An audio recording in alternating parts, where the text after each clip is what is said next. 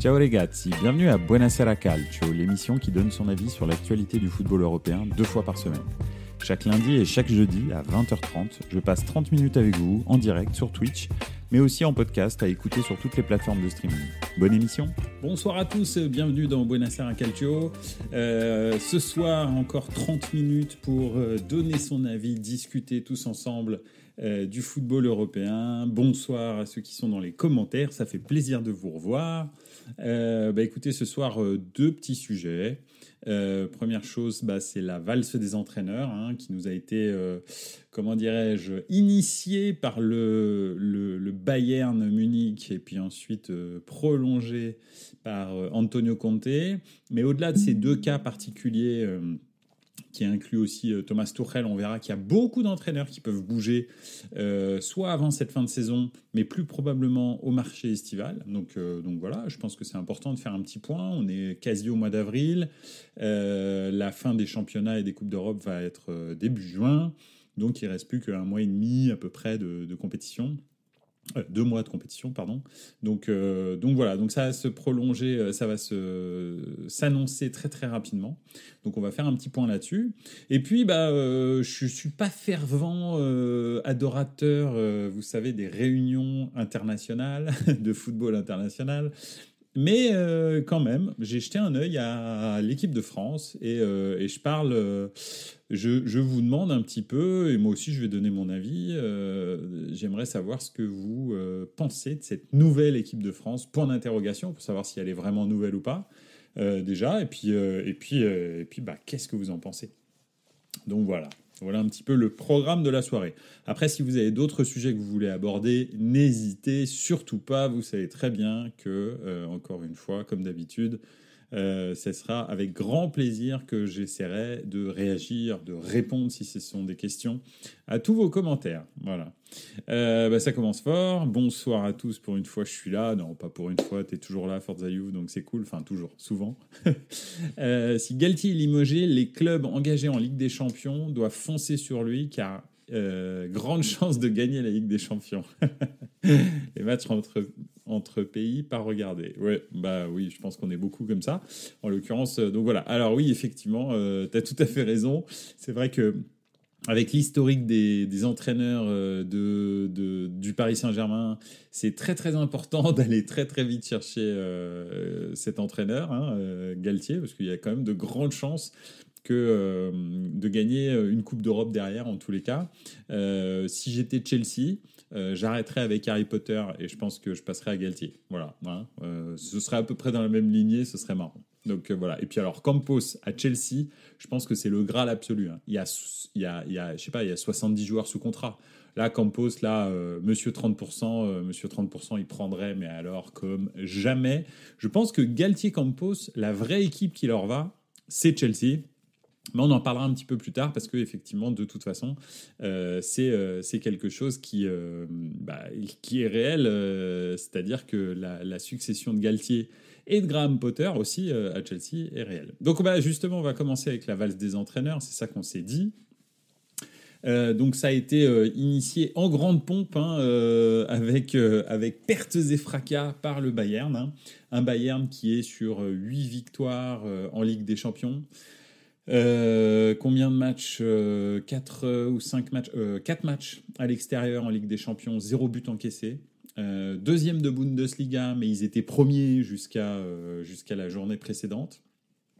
Et qui licencie Julian Nagelsmann comme ça, du jour au lendemain, pour embaucher Thomas Tuchel. Alors, on va reprendre là-dessus, on va reprendre un petit peu tout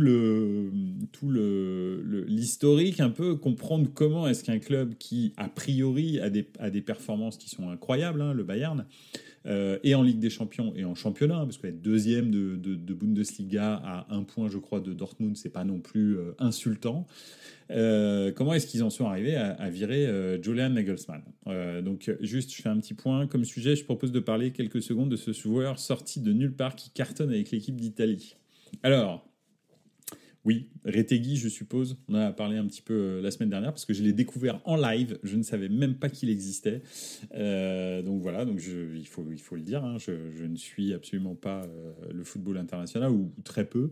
Et donc Retegui, effectivement, je l'ai découvert en live hier, enfin jeudi dernier. Donc voilà, effectivement, depuis, il a cartonné, mais on va en parler un petit peu après dans les équipes nationales. On va parler de l'équipe de France, mais on pourra parler d'autres sélections. La valse des entraîneurs. Donc oui, Julian Nagelsmann s'est fait virer du jour au lendemain pour embaucher Thomas Tuchel. Alors, d'après ce que j'ai pu lire, parce que j'ai essayé de comprendre, comme tout le monde, quelle était la motivation de ce licenciement. Alors que Nagelsmann est annoncé comme un espèce de demi-dieu du football. C'est un entraîneur génial, en tous les cas tout le monde le dit, et c'est vrai qu'il nous a surpris par le passé, que ce soit avec Leipzig ou avec Hoffenheim, il a fait des choses extraordinaires. Avec le Bayern, c'est un petit peu plus compliqué. Pourquoi ? Parce que le Bayern est habitué à un standard de performance qui est très très élevé, avec des victoires, consistantes, constantes, et le Bayern ne tolère pas les essais et les échecs, très clairement. C'est ça, de temps en temps, qui fait que, je sais pas, par exemple, on prend De Zerbi. De Zerbi est un très, très bon entraîneur, à mon sens, sur le papier. Maintenant, est-ce qu'il va réussir avec la pression inhérente à un grand club, le jour où il prendra un grand club du type, je sais pas, parce que je pense pas tout d'un coup qu'il va passer au Real, mais du type Chelsea, du type Milan par exemple, du type l'Inter, du type, je sais pas, Liverpool par exemple, parce que bon, on va en parler aussi, mais Jürgen Klopp, je pense que là, on est en fin de DLC.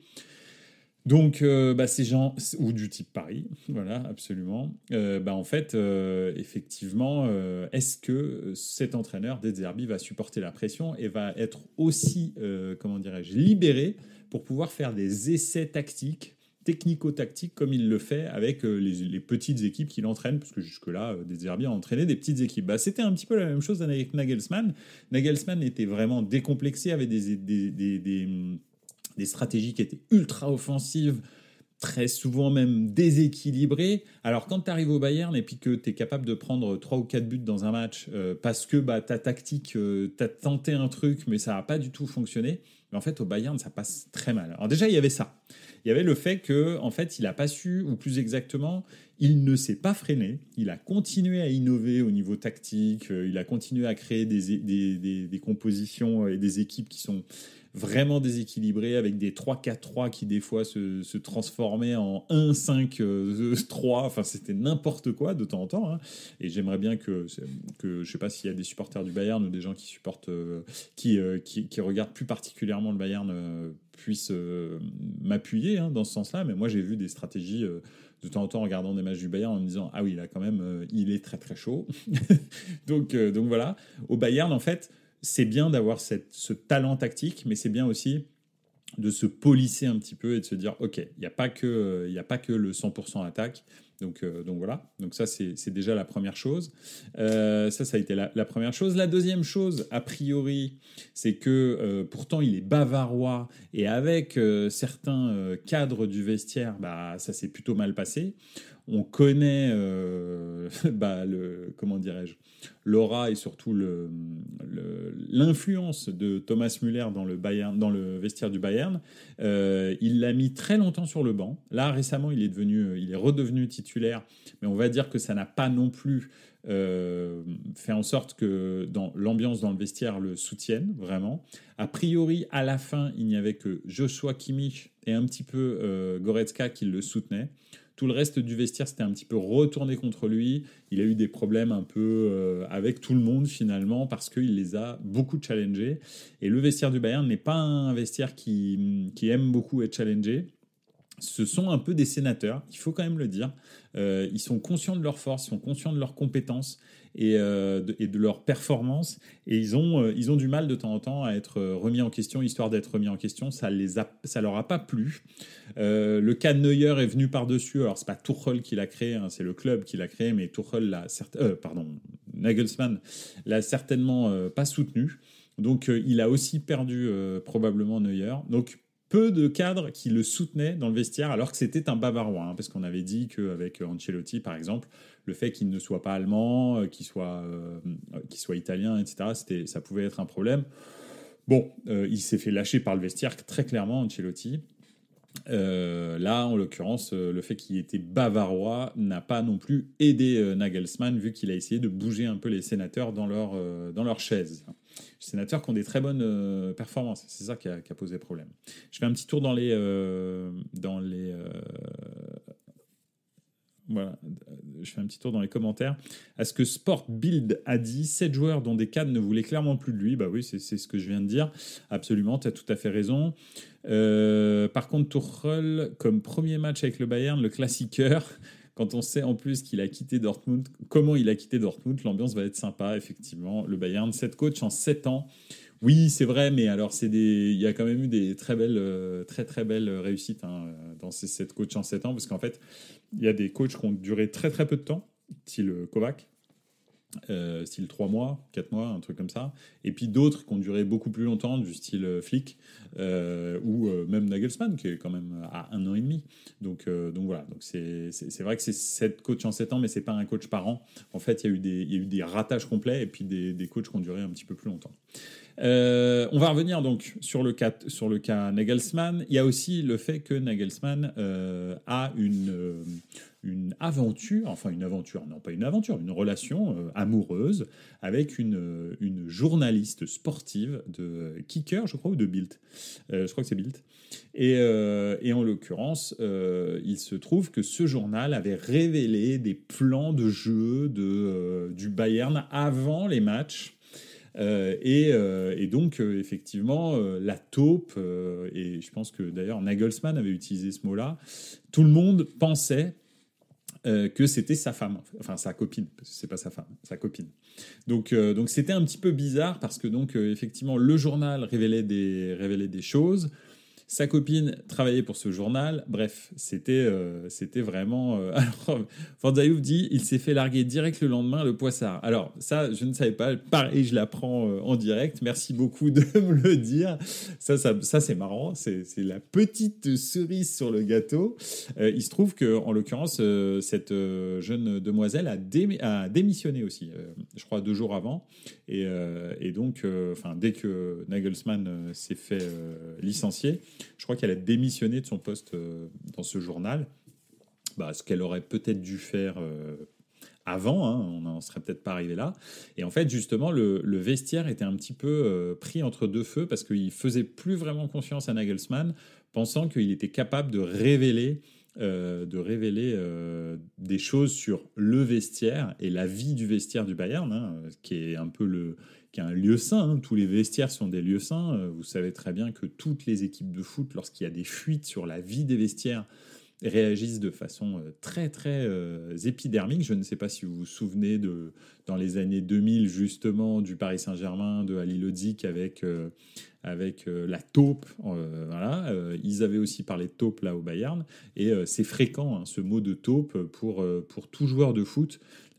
Révéler ce qui se passe dans ce lieu est sacro-saint. Donc tout ça a mené Salihamidzic et Oliver Kahn à licencier Nagelsmann, parce que effectivement, le vestiaire ne le suivait pas. Mais il y avait aussi autre chose qui a poussé le Bayern à licencier Nagelsmann de façon peut-être précipitée, parce qu'ils auraient pu quand même terminer ce mois et demi de compétition. Alors, il y avait la trêve internationale, et ils se sont dit que s'il fallait changer d'entraîneur, ce serait pendant une trêve internationale. Comme ça, le nouveau coach a 2 semaines pour prendre ses marques, commencer à travailler avec les joueurs qui ne sont pas internationaux, même s'il y en a très très peu au Bayern. Donc voilà. C'était la période, mais aussi le cas de Thomas Tuchel. Thomas Tuchel, c'est une histoire un peu ratée avec le Bayern. Après Dortmund, on sait que le Bayern adore vider les poches de Dortmund. Hein. Ils l'ont fait avec de nombreux joueurs, hein, comme Lewandowski, par exemple, mais pas que. Matthias Sammer, pour les gens qui sont un petit peu plus anciens, après la victoire en Ligue des Champions de Dortmund en 1997, leur joueur star, Matthias Sammer, est transféré au FC Bayern. Donc Après, c'est un espèce de reliquat de la relation un peu bizarre, ambivalente qu'il y a entre le FC Bayern et le BVB. Pourquoi ? Parce que lorsque le BVB a quasi déposé le bilan, en fait, le FC Bayern l'a supporté financièrement par divers processus. Hein. Il me semble que déjà, d'une, il y a eu des transferts, mais aussi il y a eu un prêt. Parce que en fait, le FC Bayern s'est rendu compte qu'ils avaient besoin du BVB pour exister et pour faire vivre la Bundesliga. Donc, ils ont cette espèce de rapport que peut avoir, par exemple, je ne vais pas rentrer dans les détails, mais si je dois faire un parallèle, c'est ce qui s'est passé entre Microsoft et Apple, où à un moment donné, Microsoft, pour ne pas se faire démanteler pour un problème de dominance sur le marché électronique, a soutenu Apple parce que en fait ils avaient besoin d'Apple présent sur le marché, parce que sinon en fait Microsoft allait se faire démanteler par l'État américain, donc pour excès de position dominante. Donc c'était un petit peu la même chose avec le Bayern et Dortmund. En l'occurrence, effectivement, l'histoire a été un petit peu gâchée parce que Thomas Tuchel, donc après Dortmund, après avoir quitté Dortmund de façon rocambolesque après l'attentat, je ne sais pas si vous vous souvenez, enfin c'était complètement dingue. Il y avait eu un attentat contre le bus de Dortmund. Les dirigeants l'avaient forcé à rejouer, je crois, un jour ou deux après. Et là, ça avait complètement brisé tout. Thomas Tuchel demandait à ce que le match soit reporté et que la direction de Dortmund le soutienne dans ce demande de report, parce qu'il considérait que ses joueurs n'étaient pas aptes à jouer. Je crois que c'était un quart de finale de Ligue des Champions ou un truc comme ça, contre Monaco. Ouais, voilà, absolument. Et en l'occurrence, sa direction ne le soutient pas, plie devant l'UEFA. Thomas Tuchel pète un plomb et déglingue presque à la façon de Conte avec Tottenham, et on va y revenir aussi, déglingue complètement le Borussia Dortmund et se fait bien sûr virer, ou je ne sais plus s'il part, enfin bref, en tous les cas ça se termine un peu mal. En tous les cas, Thomas Tuchel derrière fait sa vie, est transféré au Paris Saint-Germain, recruté au Paris Saint-Germain, et en l'occurrence, il ne va pas au FC Bayern. Et c'est ça qui... Bayern, de toute façon, voulait Thomas Tuchel. Il pense que Thomas Tuchel est un très grand communicant, qui sait gérer les égos, qui a eu des résultats au très haut niveau, donc en l'occurrence, vu qu'il a gagné avec des champions. Donc c'est sûr que pour eux, c'est le bon choix. Donc Thomas Tuchel était disponible. Et il se trouve qu'il y a un autre géant d'Europe qui était très intéressé, d'ailleurs il y en avait deux géants d'Europe qui étaient très intéressés par Thomas Tuchel, c'est le Real Madrid et Liverpool. Le Real Madrid et Liverpool sont deux places fortes du football européen, qui font rêver à peu près tous les entraîneurs et les managers d'Europe. Et il se trouve que le Real, Ancelotti, ne tient plus qu'à un fil. Il vient de perdre en 2 semaines et demie 2 classicos. Il est à 12 points du Barça en championnat, même s'il est deuxième du championnat, vu le niveau des autres équipes espagnoles. Bon, heureusement qu'il est deuxième quand même, faut pas déconner. Et le quart de finale, c'est peut-être la seule chose de Ligue des Champions, c'est peut-être la seule chose qui le tient, mais contre Chelsea, rien n'est gagné, parce que Chelsea est une très très grosse équipe. Alors, c'est sûr que c'est une très grosse, en tous les cas, un très très gros effectif. Donc après, effectivement, ça tourne pas pour l'instant, mais Chelsea a tellement d'individualité que sur un malentendu, le Real peut passer à la porte en quart.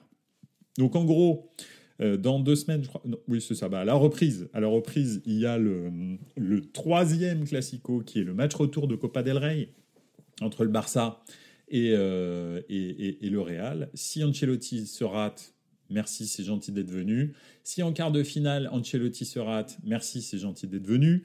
Donc, Thomas Tuchel était le choix quasi numéro 1 pour le Real.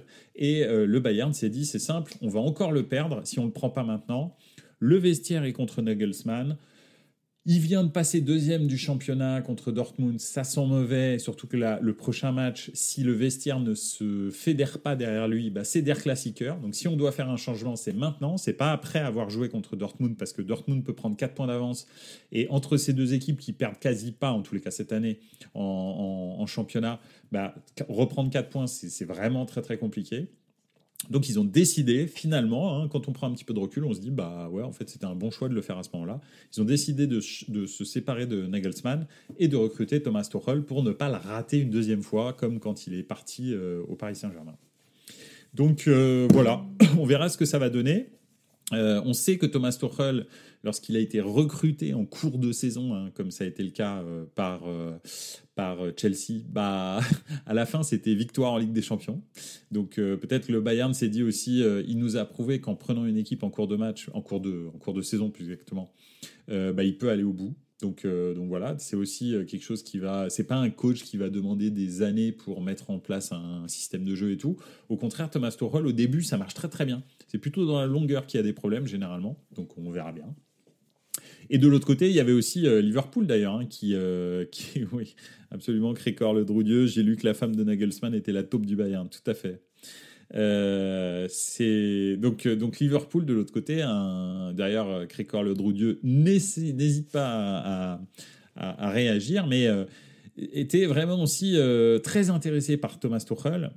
Pourquoi ? Parce que Jürgen Klopp arrive un petit peu en fin de DLC et s'il laissait trop longtemps le Bayern Thomas Tuchel dans la nature, il est très possible que Liverpool commence à pré-négocier un contrat pour la saison prochaine avec Thomas Tuchel. Je pense que par décence, Liverpool ne séparera pas de Jürgen Klopp en cours de saison.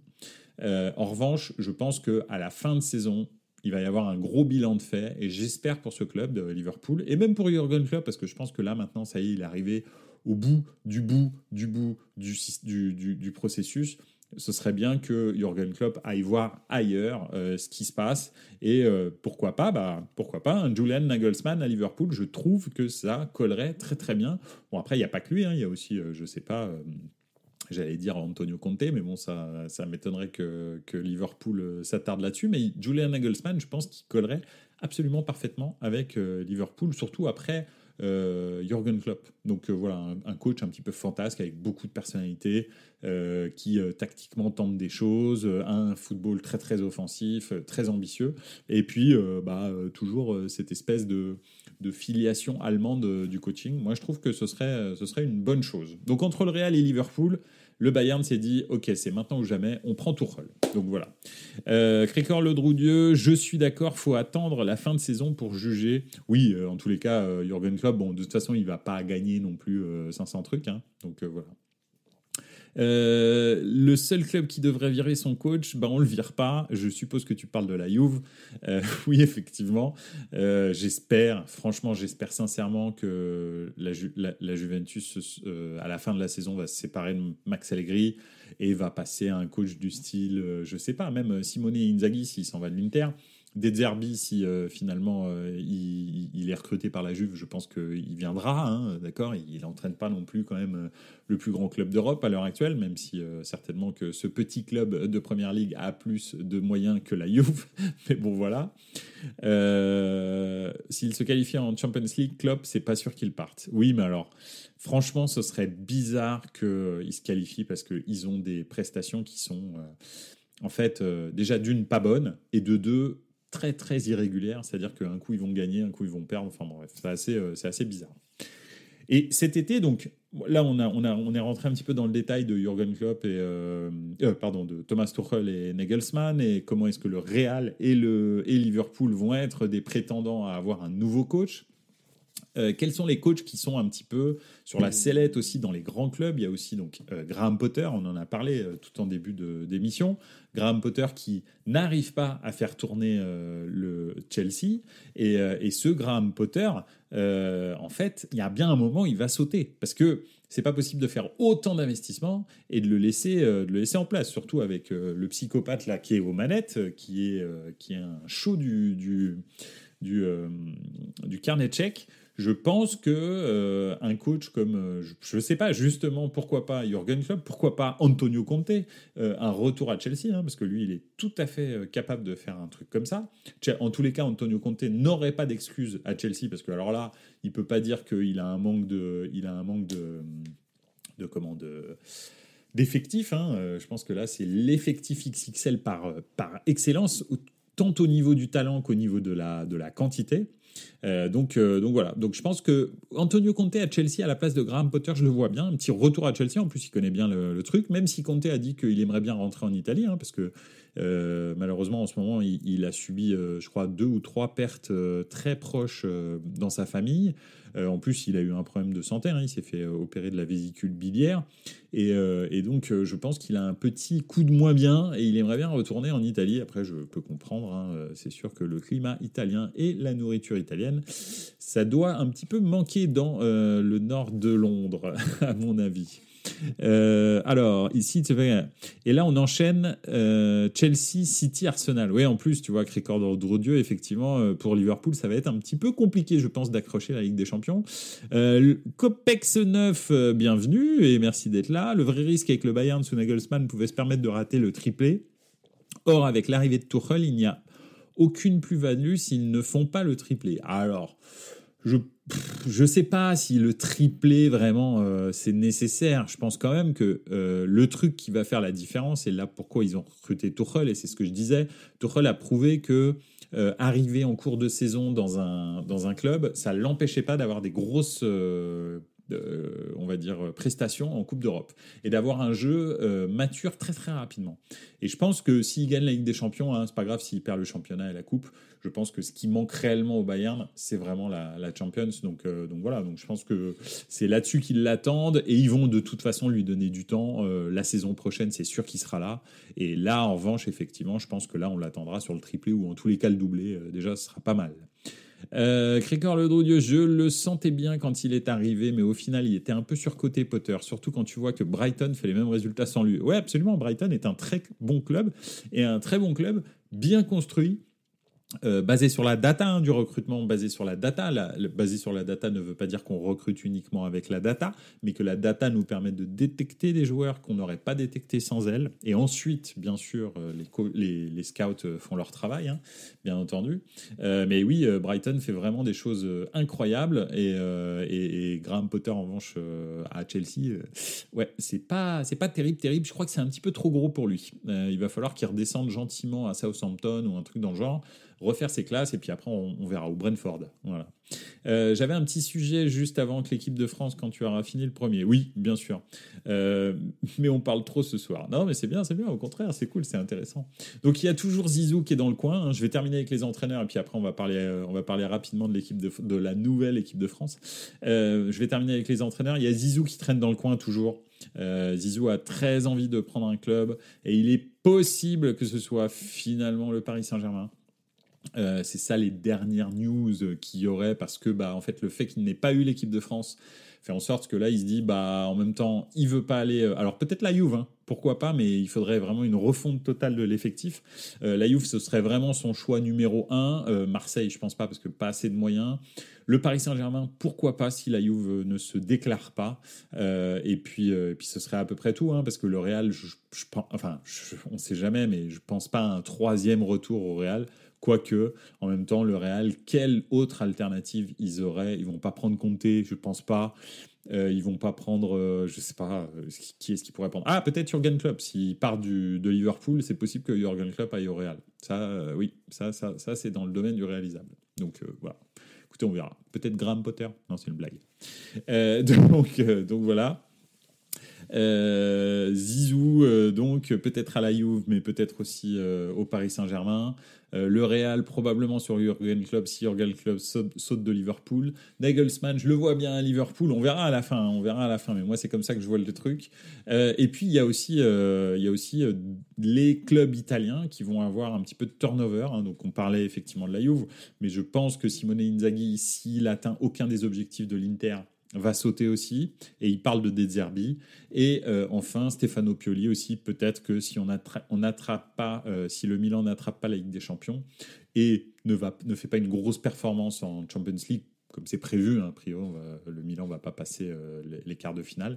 Effectivement, je pense que Pioli risque d'aller voir ailleurs pour voir si on y est. Donc voilà. Donc Moi, si on me demande en tant que fan, je prends Nagelsmann 100 fois au Milan. Je trouve que ce serait le coach trop bien pour nous, un coach innovant, avec du charisme, qui sait développer les jeunes, etc. Super innovant en termes tactiques. Moi, je kiffe. En plus, je trouve qu'il a la classe, Nagelsmann, donc voilà. Klopp, il a dit qu'il ferait une pause après Liverpool. Oui, il fera peut-être une pause après Liverpool si le Real l'appelle pas. Parce que tu peux faire des pauses après Liverpool, mais tu fais pas de pause s'il y a le Real qui t'appelle. Je pense pas. Franchement, je pense qu'aucun manager, grand manager, qui aime son métier, je pense que Jürgen Klopp aime son métier, dit non au Real quand on l'appelle. Personne l'a fait. Tu dis oui. Quand le Real t'appelle, tu dis oui. Et c'est normal, c'est le plus grand club du monde. Si tu veux un jour devenir vraiment toucher du doigt le sommet du management, il faut que tu ailles au Real, je pense. Donc voilà. Je pense vraiment que, même si vous savez, voilà, que. Mais c'est quand même le plus grand club du monde. Il n'y a rien à dire là-dessus. Voilà, un petit peu la valse des entraîneurs qui ne fait que commencer, parce que je pense que à l'intersaison ça va être la fête. Et puis voilà, donc on verra bien un petit peu ce que ça a donné. La nouvelle équipe de France. Bon, on a parlé quand même une bonne demi-heure des coachs, mais franchement c'était un bon sujet. Moi ça me passionne bien. J'adore les managers. Je trouve qu'ils ont un impact incroyable sur les clubs, de temps en temps bien plus que les joueurs. Je sais pas, le Milan ou le Napoli en est la preuve numéro 1, par exemple. Je pense que c'est vraiment les coachs qui font la différence par rapport aux joueurs finalement. Donc je sais que ça a énormément d'impact. Bon, après, je pourrais prendre d'autres équipes. Il n'y a pas que le Milan ou le Napoli, mais c'est les deux clubs, bien sûr, que je suis le plus cette année. Donc voilà, et qui ont des résultats.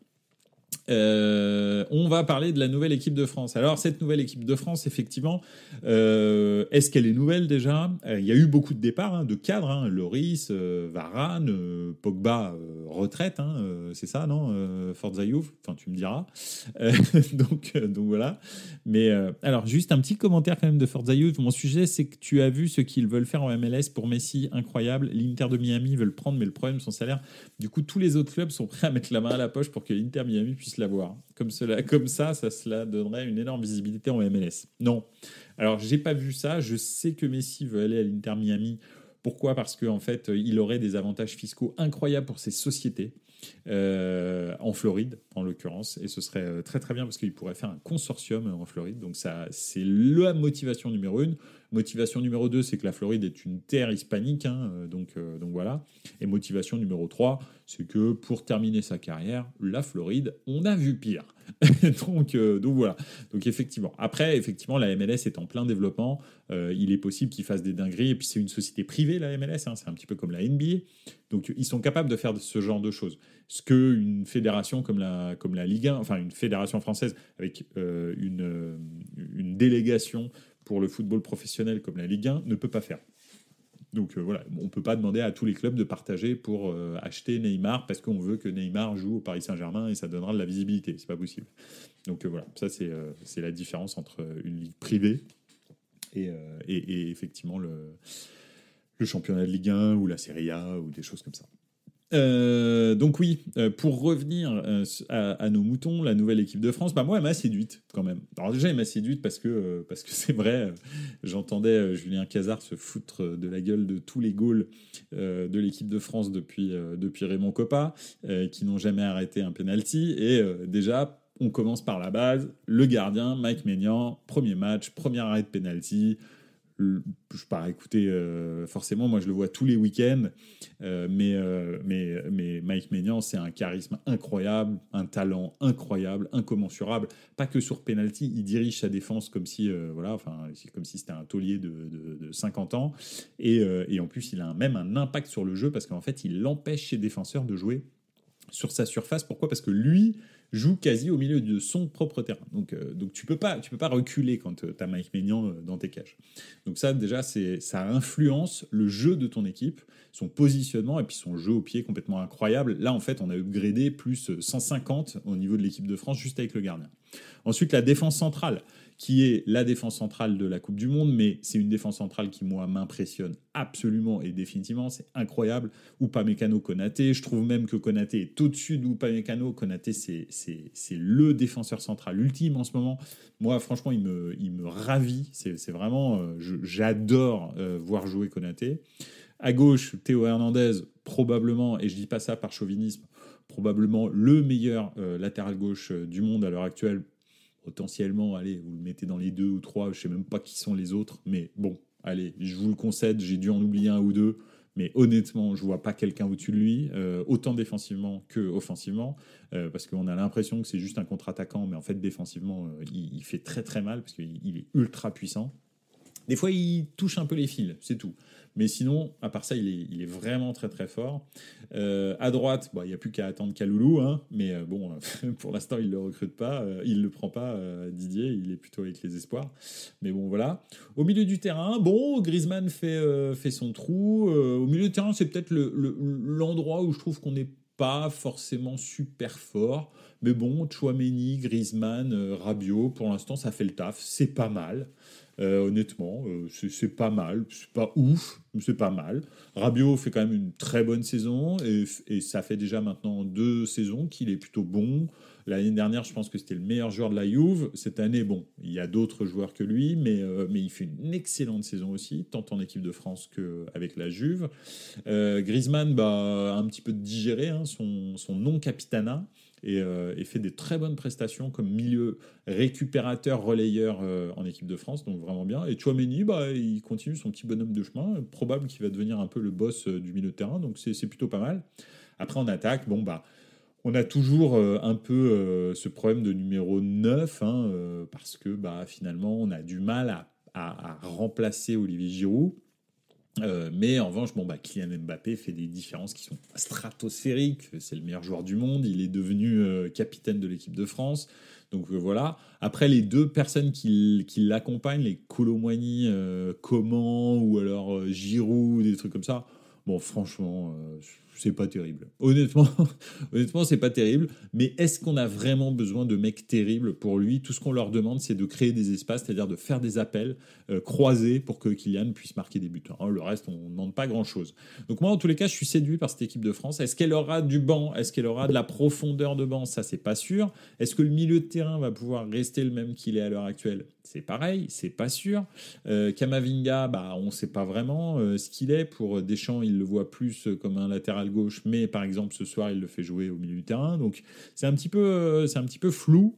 Mais en tous les cas, le 11, on va dire le 9, parce que si on retire les 2 attaquants, parce qu'en fait, on ne sait pas trop qui c'est les 2 personnes qui accompagnent Olivier Giroud pour l'instant.